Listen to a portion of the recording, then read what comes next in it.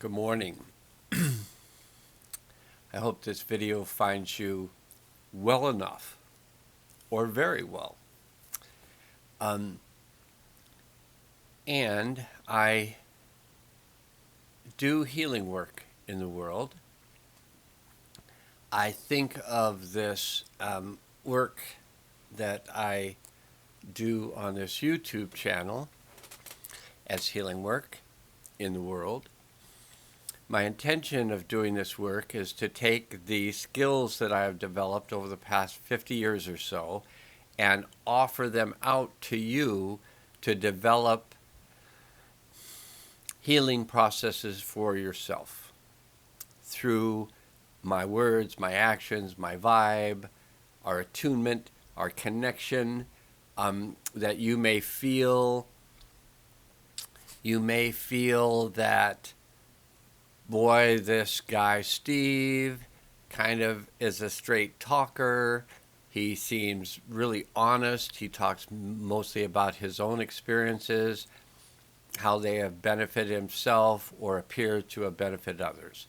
So that's kind of the whole idea of why I was guided, we can say, to set up this YouTube channel so that I could help more people in this transitional period of time. Maybe they're all transitional periods of time, but this one seems more intense than most other times in this lifetime. This seems like this has been kind of the past few years, it's been the most intense time. I'm going to remind you, and especially sometimes it's just new people, they're just starting, so they have no idea about the 180 videos that I've made already in 4 months. And I've realized that I was on a roll, and these may be a library for people who may get some little thing out of one of my videos and say, oh, what else has he said? And they might go back and just watch the first one, like how to set up a healing field or something. But anyway, many of those earlier videos, all the way up to recently, were rather long. And if people got the hint that I was teaching how I do what I do with others, and that I was teaching the process so that people could actually watch the videos, learn the process, learn to do self-healing with the use of the universal forces that are available to us at all times. And I'm not talking about the 3-4D matrix constructs that we have been given in this lifetime. We've been given these constructs about the world and about how it is, but it's about how it's constructed. And when you buy into these constructs or thought forms about anything, you get in your thoughts and your head about, the universe and beings and all of these things that exist. You can get into your head that, oh, that doesn't exist. It's just me struggling in the world and just working my way through it by following rules and whatever. And to help people come out of that and to come into a place of feeling spacious and safe at the same time. And if I can help you to do that, to feel spacious and safe at the same time, then I feel like I'm doing my job. So today, I pulled a tarot card when I asked the universe, so we could call it the universal self. We could call it the all that is. We could call it source consciousness. We could call it universal consciousness. That's my favorite term for the totality of being is the universal consciousness of which we are all a fractal, a part, and all of it at the same time. Because the fractal contains the whole. So if you're a fractal of the universal consciousness, or the universal mind, or the universal heart, which I think is even a better way to think of it, the universal heart, not the universal punisher, which these 3D religions really are just trying to keep people under control. And so they just talk about, he's going to get you. It's always a he. I don't know any of them that it's like the creator is a she, because it's just like the completion of 13,000 years of patriarchy. So, of course, God, or whatever, is a man, and he's going to wait until your father comes home. Wait until your God comes back. He's going to crush you, you know. Whoa, do I want that consciousness? No, I'll go with the universal heart of creation, whatever. So, I asked the universal heart of creation, what would be the best tarot card for us human beings? So we're not going to talk about the reptilians, the lizard people, you know, the aliens from outer space. You know, if they want to watch this, they're welcome to. We're not talking about necessarily helping AI out, but maybe it will help AI out, and we're okay with that as well. But I asked for what card would benefit us human beings while we go through this cleansing ascension process that's, for some of us, feeling like it's kicking our ass.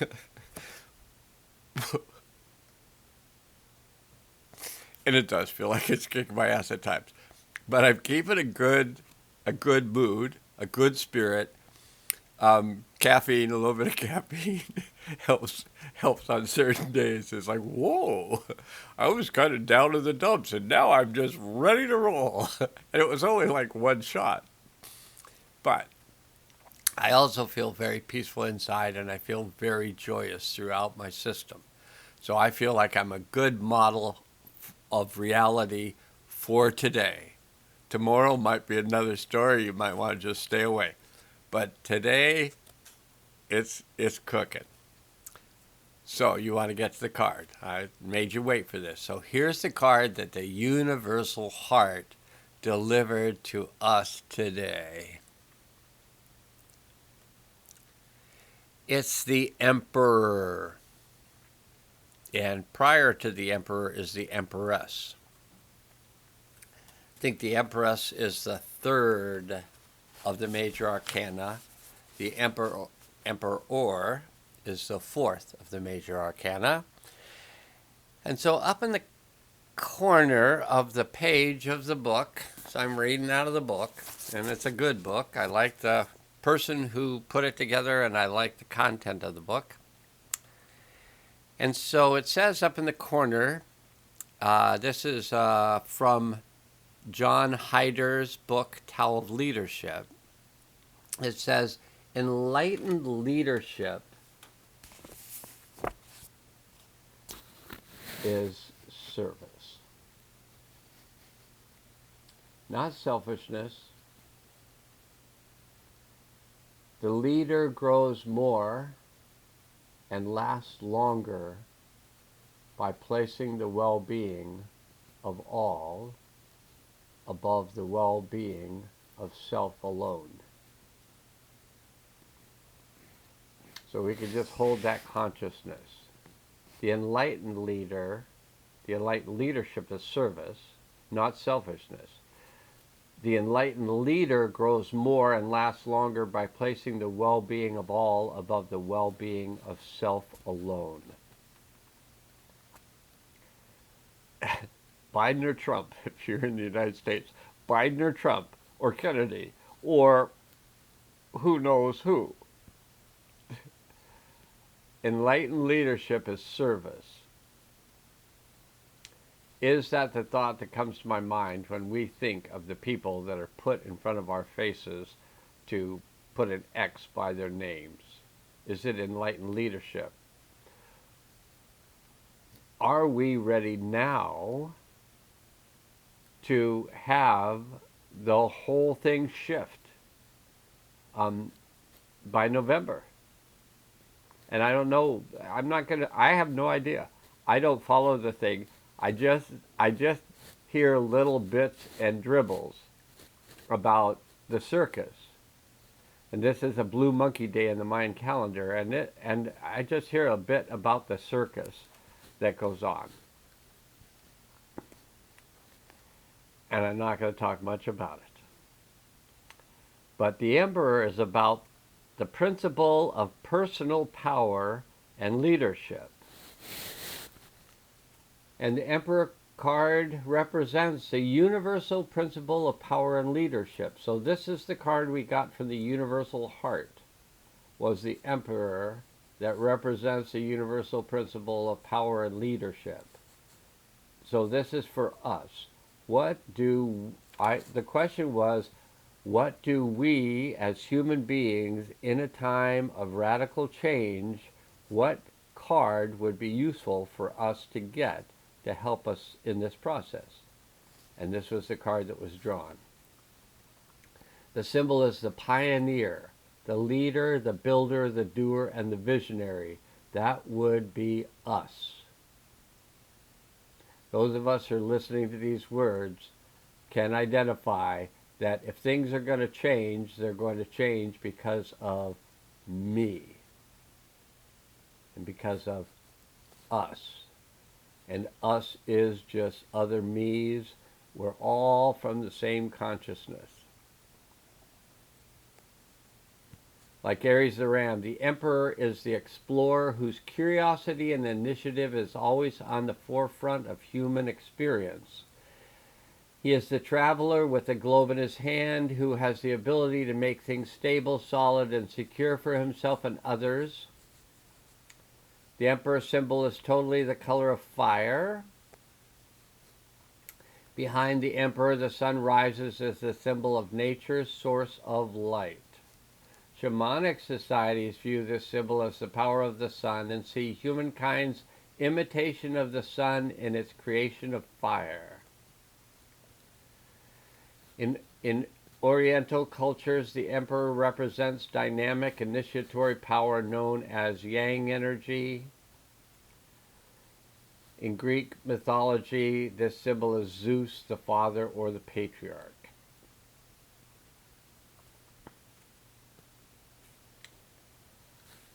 Leadership, personal power. These are some of the things that we're working with in these days. I wish us all well in discovering how we can be of service to others in times of change.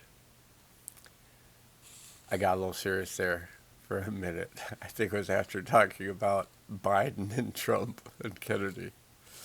Okay, that's all for now. Now must go. Have a lovely day, and I will see you again, hopefully.